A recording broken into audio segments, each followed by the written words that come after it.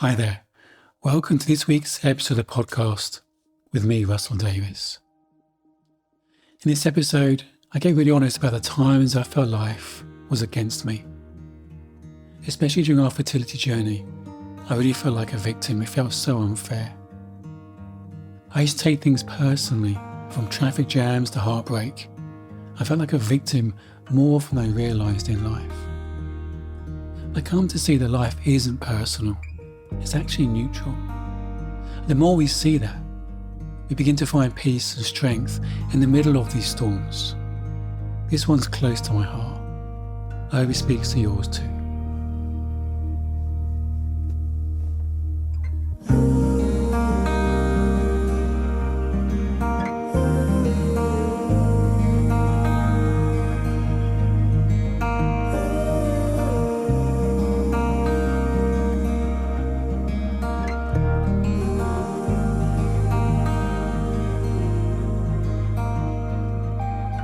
One of the things that was really prevalent on our fertility journey was my anger, my feeling of injustice, the unfairness of it. That it felt so unfair. Why should we have problems having a baby? We're good people, we did good things, and we volunteered and did all sorts of great things, ran youth clubs, volunteer youth clubs for teenagers, and dedicated so much of our life to helping people, and it felt so unfair. And I wasn't aware, actually, how much that sense of unfairness I had in life, even prior to our fertility journey. And I think it's really understandable. You think that fertility is such a big thing, and having a baby is such a big thing, and it does feel really unfair and unjust when other people seem to have a baby without any problems. People have babies and they don't want to have babies. And there's us as a couple that I truly believe we make great parents, providing a safe, stable environment for children to grow up in. We were looking after other people's children. There's so many godchildren and youth work and other things we were doing that it just didn't seem fair. I felt like a victim.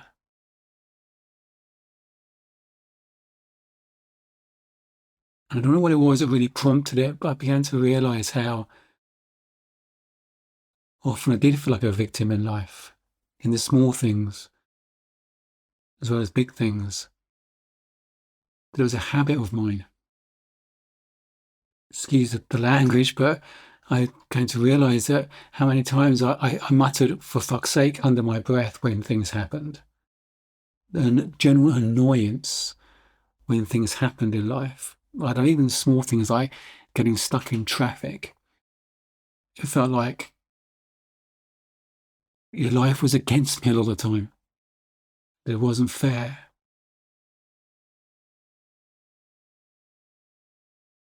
And the thing is, whether it's something small and minor as being stuck in traffic and there may be a consequence of that, missing a meeting or letting people down, or infertility, what I hadn't seen was how much I was taking things personally. It felt like there's an energy behind life, just making life difficult for me. That other people have life easier than me. I seem to attract difficult situations. And back then I wasn't aware how neutral life really is. How we're looking at life through a filter of our thoughts, our beliefs, our hopes, our dreams, our desires, all our thinking about ourselves and life. That's what we're looking at life through, and that's what creates our experience. Life itself is actually neutral. And that took me a while to get my head around, what does that really mean? Is that true? In the small things and the big things, like something small example where if you look at a beautiful scene in nature, you might feel a real sense of appreciation or wonder or beauty in that moment, or just a love. When you're with someone you love and you really look at them and you enjoy being with them and you feel that feeling of love, well, that person is actually neutral. You feel that feeling of love when you're with them. Other people may not feel that feeling of love when they're with them. Looking at that beautiful scene in nature, you might find that scene in nature particularly beautiful and have a sense of appreciation. Other people might look at that scene in nature and just think it's boring or be indifferent. The scene in nature or the person, the physical thing, the world of form is actually neutral. It's actually neutral. Which is why everyone can have a different experience of a circumstance, because the circumstance is actually neutral. If it was a circumstance that created our experience, then everyone had the same experience of the circumstance. But it doesn't work that way. Life is actually neutral. And I know that it's probably quite hard to take that in or comprehend that or believe that when you're in the midst of fertility struggles. Don't get me wrong, I understand. I'm not trying to make it easy or be quite glib about it. But I do think there's a principle here. The principle of our human experience. And that principle is, our human experience comes from our thinking in this moment. The situation is actually neutral. So me being stuck in traffic, it just is what it is. It's just neutral. Stuff happens in life. Life is not predictable. Life is a contact sport. Stuff happens. There isn't an energy behind life. Playing a game of chess and moving the chess pieces and moving the pieces of life to make things happen or stop things happening. It just is what it is. People have free will. We have autonomy in life. We do things that sometimes have a consequence in other people. And nature is not perfect. There's imperfection in nature. Not every flower is perfect. Sometimes things are born with defects. And I think fertility sometimes just knocks us for six because we just don't expect it. We just don't see it coming often. And I think there's something about having children. There's an expectation or perception that having a family can really give you something. Whether here's a sense of fulfillment or love. We can't imagine loving anything or anyone more than our own children. And we think it's going to be a mirror, we're going to get love back. You look at a baby, you feel nothing but, I guess, love. And it just brings you to this place of being, a place of love within us. I think that's often what we're seeking when we're having children. We want to give our children the love that maybe we craved as a child. Give our children a sense of belonging the way we craved as a child. I do think this Project You journey is about giving birth to our true self before we give birth to a baby, about us knowing we're loved and complete and fulfilled, and everything we unconsciously may be seeking through having a family, it's in us now. So what if it's not personal? What if life is actually neutral? And it's when we make things about us, we have an emotional response. I could be sitting in traffic and get frustrated, and that frustration could be the fear of what the consequence of being late may be. Maybe I'm late for a meeting or late for a client, or I'm letting someone down, or they're going to think of me, and maybe there's a financial consequence. And all this thinking around it's not actually about being in the moment. It's all that potential future consequence, which is maybe plausible and realistic, but it's complete fantasy. Because nothing can predict the future. And we often imagine worst case scenario. And I know from experience that actually my imagination doesn't always play out, but it tricks me in the moment when I think it's real.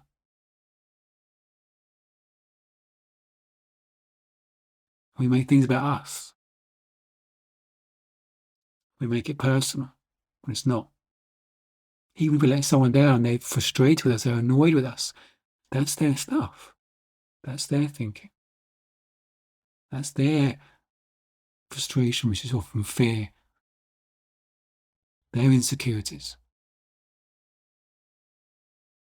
When we stop making things about us, we don't have the emotional response to it. We can see with clarity and perspective. So what if things don't happen to us? What if they happen for us? And again, I can get that's really hard to hear when they miss the fertility journey. We had a 10-year fertility journey. I wouldn't wish that upon anyone. But I'm so thankful I learned about myself within that journey. But I'm a happier man as a result.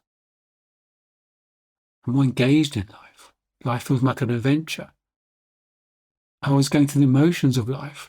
I was in this corporate job, just going through the routines, living the life I thought I should be living. Like sucking a sweet with a wrapper on.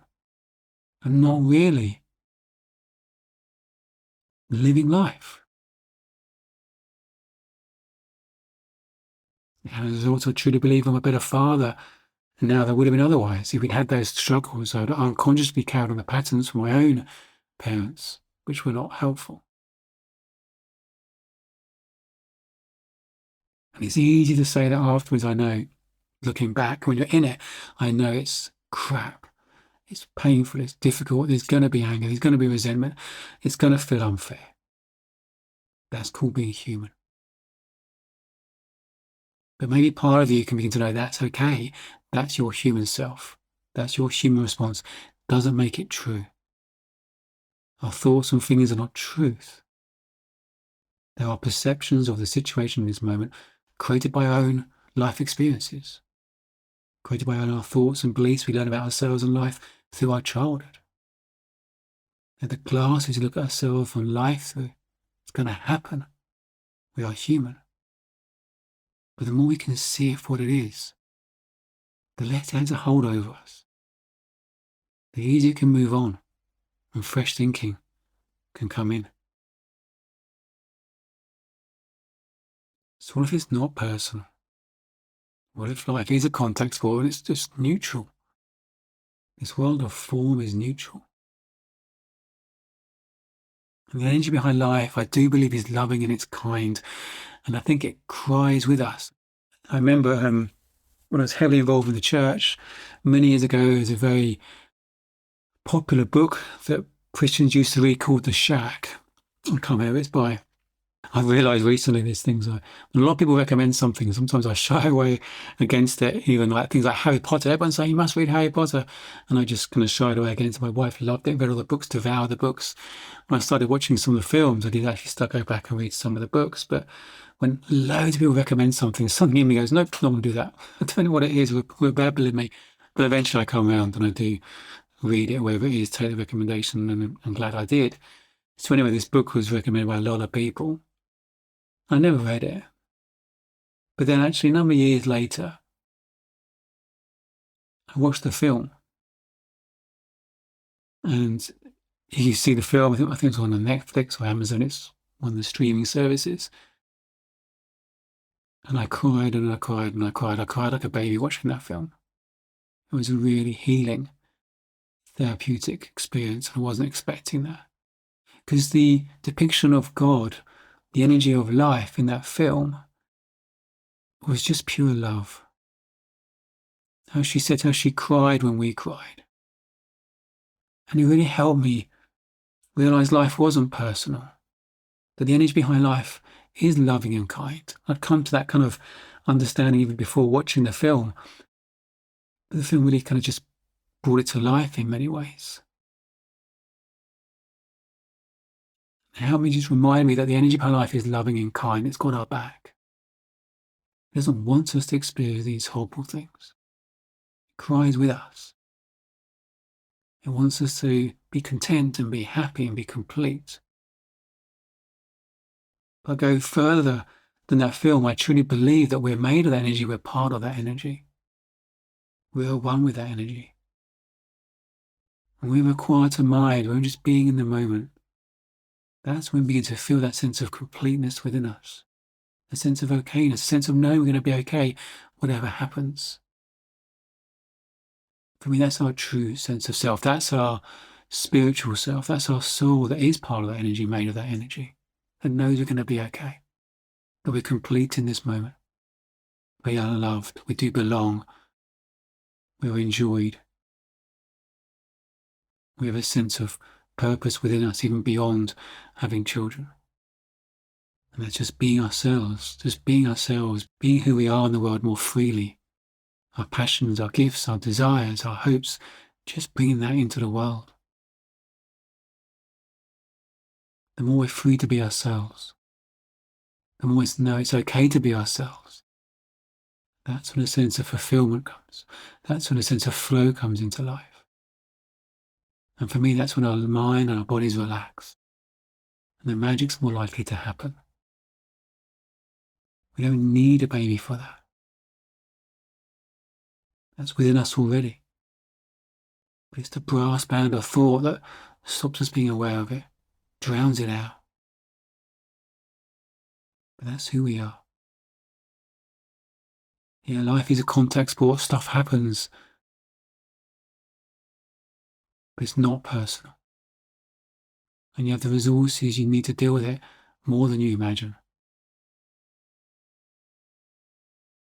In the UK, there's an insurance company, the strapline, the advert used to say, we don't make a drama out of a crisis.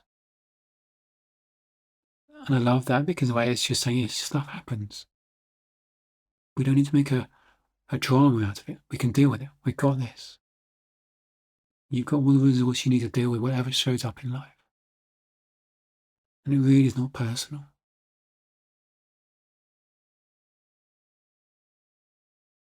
The energy of life loves you.